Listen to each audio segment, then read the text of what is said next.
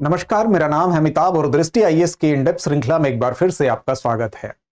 रैखिक परियोजनाओं में मिट्टी के खनन पर सुप्रीम कोर्ट ने रोक लगा दी है। दरअसल साल 2020 में सरकार के द्वारा एक अधिसूचना के माध्यम से मिट्टी के खनन पर, विशेष रूप से रैखिक परियोजनाओं में मिट्टी के खनन पर एक विशेष छूट प्रदान कर दी गई थी और यही छूट को लेकर कुछ लोगों ने आपत्ति दर्ज की और उनका यह कहना था कि पर्यावरण के दृष्टिकोण से हो, चाहे वो आवास, जीविका या सामाजिक संबंध के क्षेत्र में हो, इसके कुप्रभाव हैं और इस कुप्रभाव के आधार पर पहले इसको एनजीटी में चैलेंज किया गया और उसके बाद फिर इसको सुप्रीम कोर्ट में इस मामले को चुनौती दी गई, जिस पर सुप्रीम कोर्ट ने अपना निर्णय दिया और इस पर फिलहाल रोक लगा दी है। तो इस पूरे मामले को हम समझेंगे, क्या है पूरा मामला। तो आइए शुरू करते हैं आज के इस पूरे संदर्भ को समझने के लिए।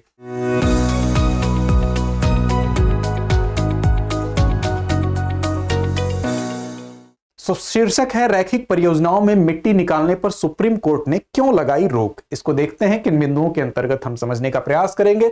बात खबर की होगी, चर्चा में क्यों है, इसको हम जानने के बाद क्या थी 2020 की वो विशेष छूट जिसका लाभ उठाकर कुछ विशेष लोगों ने विशेष लाभ उठाया, फिर क्यों दी गई इसको चुनौती, उसके पक्ष को भी देखेंगे, क्या कहा सुप्रीम कोर्ट ने इसको भी समझेंगे, फिर क्या ऐसा पहली बार हुआ है या इससे पहले भी इस प्रकार की घटनाएं हुई हैं जिसको कि कोर्ट में चुनौती दी गई है, इस पर एक नजर डालेंगे। अंत में अभ्यास प्रश्न की ओर चलेंगे और इस सामान्य अध्ययन प्रश्न पत्र 2 के लिहाज से यह संदर्भ आपके लिए महत्वपूर्ण है।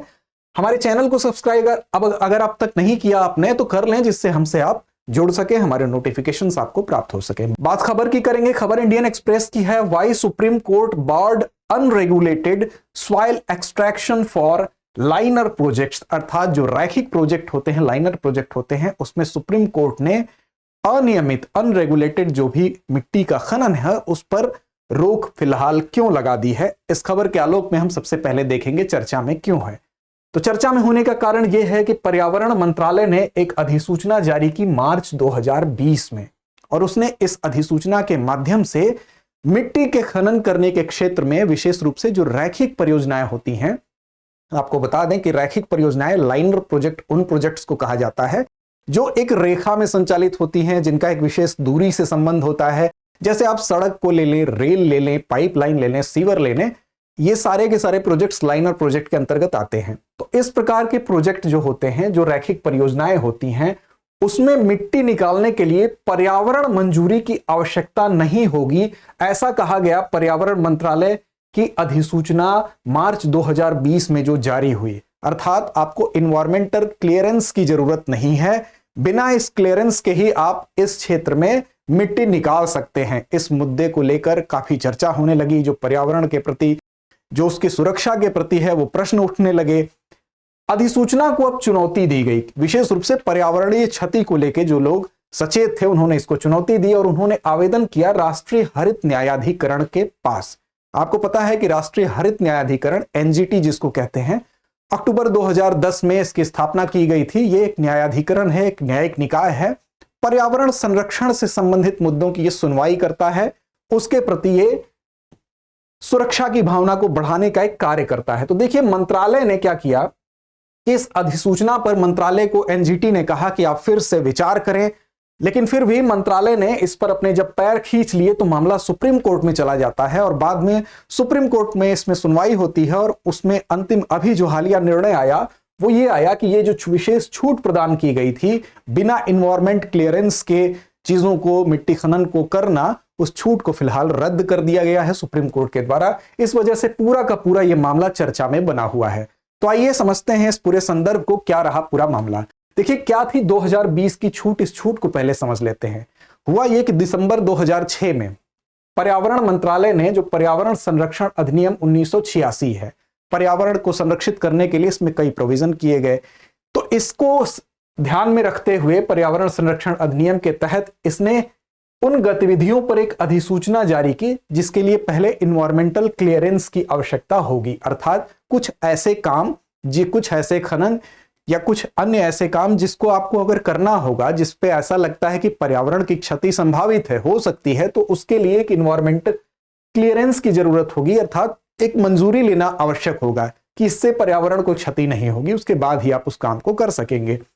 जनवरी 2016 में क्या हुआ ठीक 10 वर्ष बाद आप देखेंगे एक दूसरी अधिसूचना जारी की जाती है सरकार के द्वारा, और यह कहा जाता है कि कुछ ऐसी कैटेगरीज होंगी, कुछ ऐसी श्रेणियां होंगी जिसमें इन परियोजनाओं को अगर शुरू करना होगा तो उसमें किसी भी प्रकार की पर्यावरणीय मंजूरी की आवश्यकता नहीं होगी। अर्थात कुछ विशेष श्रेणियों को पर्यावरण मंजूरी की प्रक्रिया से बाहर कर दिया गया और यह कहा गया कि इन परियोजनाओं को ऐसे ही शुरू किया जा सकता है।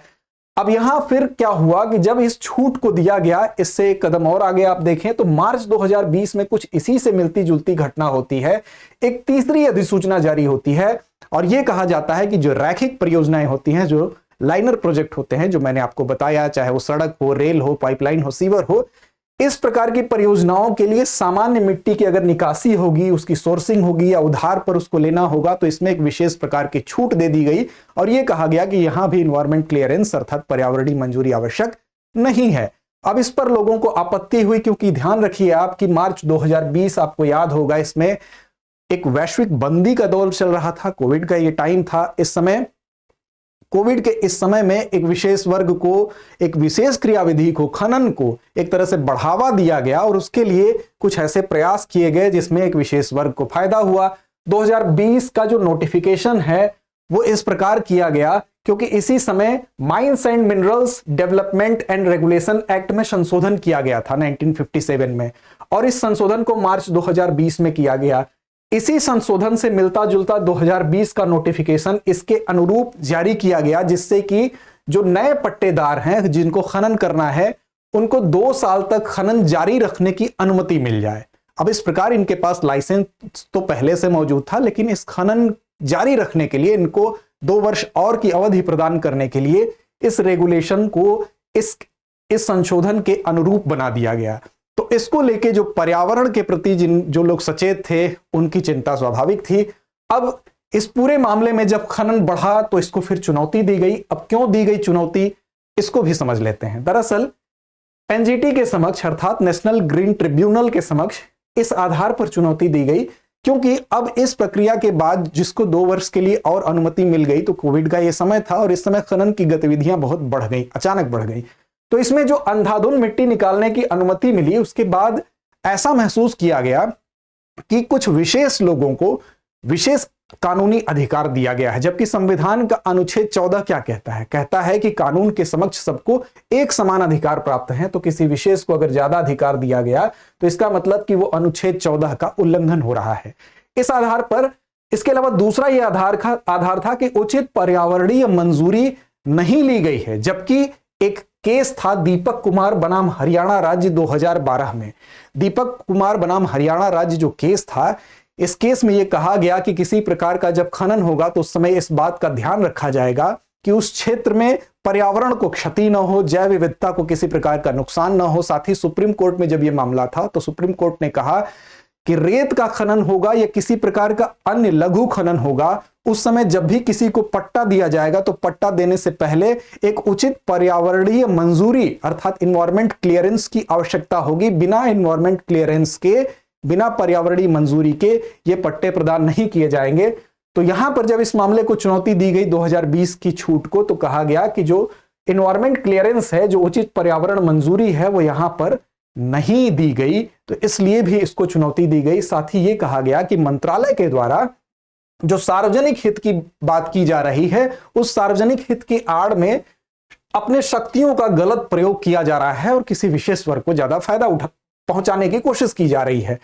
फिर यहां पर क्या हुआ कि अधिसूचना जारी करने से पहले एक कानून होता है, एक नियम होता है कि जब इस प्रकार की अधिसूचना जारी की जाएगी तो लोगों से आपत्तियां ली जाती हैं। मान लीजिए किसी विशेष क्षेत्र में खनन होना है तो उसके आसपास जो लोग उस खनन से प्रभावित होते हैं उनसे यह पूछा जाएगा कि आपको इस खनन से कोई आपत्ति तो नहीं है। यह एक प्रोविजन है। इस प्रोविजन को यहां पर इसकी अनदेखी की गई। जो इस प्रकार की कानूनी प्रक्रिया है, लोगों से जो सार्वजनिक आपत्तियां ली जाती हैं, वो ये कहा गया कि इस मामले में नहीं ली गई। इसके अलावा फिर यह मामला जब एनजीटी के पास था तो अक्टूबर 2020 में एनजीटी ने कहा कि जो व्यापक छूट दी गई है उसके बजाय इस व्यापक छूट से इतर जाके इसमें एक संतुलन को देखने की आवश्यकता थी, एक बैलेंस अप्रोच को लेकर चलने की आवश्यकता थी। इसलिए फिर से 3 महीने में ये कहा गया कि मंत्रालय इस पूरे के पूरे मामले पर विचार करे और फिर से इसको अपडेट करे, इसमें संशोधन करे। अब हुआ यह कि एनजीटी के आदेश के बावजूद मंत्रालय में किसी भी प्रकार की सक्रियता नहीं देखी गई। जब इस आदेश के प्रति निष्क्रियता दिखाई गई तो इस निष्क्रियता के बाद जो अपील करता थे वो सुप्रीम कोर्ट चले जाते हैं, और फिर सुप्रीम कोर्ट जाने के बाद 10 अगस्त 2023 को सुप्रीम कोर्ट ने इस मामले में अपना निर्णय सुरक्षित रख लिया। जब सुप्रीम कोर्ट में सुनवाई पूरी हो गई, फैसला सुरक्षित रख लिया गया, साथ ही अब यह लगने लगा मंत्रालय को कि हो सकता है उसके खिलाफ भी फैसला आ जाए, तो ऐसी कंडीशन में जो विवादित अधिसूचना थी 2020 की, उस अधिसूचना के जो चुनौती भरे हिस्से थे उसको 30 अगस्त 2023 की एक और अधिसूचना के द्वारा रिप्लेस कर दिया गया। अर्थात यहां पर एक दूसरी अधिसूचना जारी की गई 30 अगस्त 2023 को, और उसके जो चुनौती भरे हिस्से थे उसमें थोड़ा संशोधन किया गया। क्या किया गया उसमें? तो यह कहा गया कि जो छूट दी जाएगी वो छूट समय समय पर इस संबंध में जारी मानक, अर्थात समय समय पर इसके लिए मानक जारी किए जाएंगे, कुछ संचालन की प्रक्रियाएं जारी की जाएंगी और पर्यावरण सुरक्षा के कुछ उपाय जारी किए जाएंगे। ये क्या होंगे? समय समय पर जारी किए जाएंगे, उसी के अनुपालन के अधीन होगी। अर्थात जब जब समय समय पर ये जारी होंगे उसके अधीन ये छूट अनुमन्य होगी, ये छूट मानी जाएगी। ये बात इसमें 2023 के 30 अगस्त 2023 में ये प्रोविजन शामिल किया गया। अब जब मामला सुप्रीम कोर्ट में गया तो सुप्रीम कोर्ट ने क्या कहा, इस पर विचार कर लेते हैं। तो देखिए सुप्रीम कोर्ट ने क्या कहा। सुप्रीम कोर्ट कहता है कि अनिर्देशित और व्यापक छूट, अर्थात एक किसी भी प्रकार की निर्देशित छूट नहीं थी, व्यापक छूट दी गई थी। एक प्रकार की मनमानी यहां पता चलती है, जिसमें कि संविधान का जो अनुच्छेद 14 है उसका स्पष्ट रूप से उल्लंघन किया गया है, और जितनी भी रैखिक परियोजनाएं हैं सड़क, रेल, पाइपलाइन, सीवर को लेके, उसको अपरिभाषित है, इसको और स्पष्ट करने की जरूरत है, क्योंकि रैखिक परियोजनाओं के नाम पर इस खनन का जो दायरा है वो बहुत विस्तृत है। तमाम ऐसी जगह पर इस मार्फत खनन हो रहा है जो कि रैखिक परियोजनाओं से इतर है। इसलिए पहले तो यह जरूरी है कि पहले इसको परिभाषित किया जाए कि रैखिक परियोजनाओं के अंतर्गत आखिर आता क्या क्या है। इसके अलावा यह कहा गया कि जो खनन की मात्रा होगी, जो मिट्टी निकालने की मात्रा होगी, या उसका जो क्षेत्र है जिस क्षेत्र में यह खनन किया जाएगा, इसके स्पष्टीकरण की भी जरूरत है। अर्थात इसके लिए भी एक निर्दिष्ट पूरी की पूरी व्यवस्था होनी चाहिए कि अमुक क्षेत्र में अमुक मात्रा में यह खनन किया जा सकता है। तो इसकी कमी दिखाई दी, यह भी बात सुप्रीम कोर्ट ने इंगित की। साथ ही यह कहा गया कि जो सेफ्टी के फीचर से सुरक्षा के उपाय है, अर्थात खनन जिस क्षेत्र में किया जाएगा तो जाहिर सी बात है वहां गड्ढे हो सकते हैं, वहां पर धूल उड़ सकती है, लोगों के स्वास्थ्य पे खतरा हो सकता है। तो इन तमाम चीजों को ध्यान में रखते हुए जो सुरक्षा उपाय हैं, अगर उसको नहीं ठीक से किया जाएगा तो पर्यावरण के साथ साथ लोगों की आजीविका, लोगों का सामाजिक जो संबंध है वो भी प्रभावित होगा। तो सेफ्टी फीचर्स को ध्यान न रखना पर्यावरण संरक्षण अधिनियम के विरुद्ध है, इसलिए सुप्रीम कोर्ट ने इधर भी ध्यान आकर्षित किया। साथ ही ये कहा कि जो सार्वजनिक हित की बात सरकार कर रही है कि उससे किसानों का भला हो जाएगा, उससे ग्राम पंचायत समिति का भला हो जाएगा, जो गैर खनन गतिविधियां हैं उनको फायदा हो जाएगा, तो जिस सार्वजनिक हित की बात की जा रही है तो सार्वजनिक हित को पहले स्पष्ट किया जाए। इसमें बहुत स्पष्ट नहीं है, इसका स्पष्टीकरण न दे सकना भी सुप्रीम कोर्ट ने कहा यह उचित नहीं प्रतीत हो रहा है। साथ ही अगस्त 2023 की अधिसूचना की विफलता की बात की गई। जो अगस्त 2023 में दोबारा जो अधिसूचना जारी की गई 2020 को के कुछ आपत्तिजनक प्रोविजंस की जगह जिस चीज को रिप्लेस किया गया, तो उसमें भी यह पाया गया कि कहीं ना कहीं जो रैखिक परियोजना की अवधारणा है वो स्पष्ट नहीं है, पर्यावरणीय सुरक्षा के जो उपाय हैं उसका ध्यान नहीं रखा गया है। तो इन बातों के ध्यान रखने की तरफ भी यह कहा गया कि यह अधिसूचना भी विफल है। इन सब बातों पर सुप्रीम कोर्ट ने ध्यान दिया।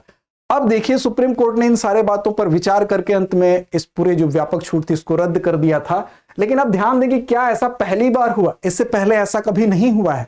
तो जी हां, बिल्कुल इससे पहले भी ऐसा हुआ है। जब जब कोर्ट में ये मामले पहुंचे, कोर्ट को ये लगा कि पर्यावरणीय क्षति हो रही, तो कोर्ट ने इससे पहले भी ऐसे बहुत सारे मामले हैं जिन पर अपना निर्णय दिया है। जैसे 6 मार्च को केरल उच्च न्यायालय ने 2014 की एक अधिसूचना को रद्द कर दिया। हुआ क्या कि इसमें केरल हाईकोर्ट ने यह कहा कि 20,000 वर्ग मीटर से अधिक के निर्मित क्षेत्रों वाले शैक्षणिक संस्थानों और औद्योगिक शेडों, यहां पर यह कहा गया था कि इनको अगर इतने एरिए, इतने 20,000 वर्ग मीटर से अधिक के निर्मित क्षेत्र वाले अगर वो शैक्षणिक संस्थान होंगे या औद्योगिक शेड होंगे, यहां पर यह कह दिया गया था कि उनको एनवायरमेंट क्लियरेंस से छूट दे दी जाएगी। तो इसको रद्द कर दिया केरल हाईकोर्ट ने। तो यह मामला भी एक था, ठीक इसी प्रकार का मामला। वैसे ही जनवरी 2018 में एनजीटी के द्वारा 2016 की एक अधिसूचना को रद्द कर दिया गया। यहां भी यह कहा गया था कि 20,000 वर्ग मीटर से अधिक के निर्मित क्षेत्रों वाले भवन और निर्माण गतिविधियों के लिए एनवायरमेंट क्लियरेंस की जरूरत नहीं है, छूट दे दी गई थी। तो ऐसे बहुत से मामले हैं जिन पर संज्ञान लेते हुए पहले भी सुप्रीम कोर्ट ने इस प्रकार की छूट पर अंकुश लगाने का काम किया है। तो पर्यावरण हम सब की जिम्मेदारी है, हम सबको भी अपने आसपास के पर्यावरण के प्रति सचेत रहना चाहिए। अंतिम परिपाटी प्रश्न की ओर चलेंगे, लेकिन उससे पहले आपको बता दें कि दृष्टि आईएएस की तरफ से यूपी पीसीएस फाउंडेशन बैच, जो सामान्य अध्ययन का बैच है, इसके ऑनलाइन जो कोर्स है उसमें एडमिशन ओपन हो चुका है। 29 अप्रैल से कक्षाएं प्रारंभ हैं और इसके लिए इस नवीन पाठ्यक्रम पर आधारित कोर्स में एडमिशन लेने के लिए किसी भी प्रकार की क्वेरी के लिए आप 9311406441 पर संपर्क कर सकते हैं। अंत में अभ्यास प्रश्न आपके सामने। आज का अभ्यास प्रश्न है, राष्ट्रीय हरित न्यायाधिकरण की स्थापना कब हुई थी? ऑप्शन आपके सामने है 2008, 2010, 2011 या इनमें से कोई नहीं। तो उम्मीद है संदर्भ को आपने समझा होगा। लड़ते रहें, अपने लक्ष्य की ओर बढ़ते रहें। डियर व्यूअर्स, अपने एग्जाम की तैयारी को और बेहतर करने के लिए हमारे चैनल को लाइक, शेयर और सब्सक्राइब करना न भूलें।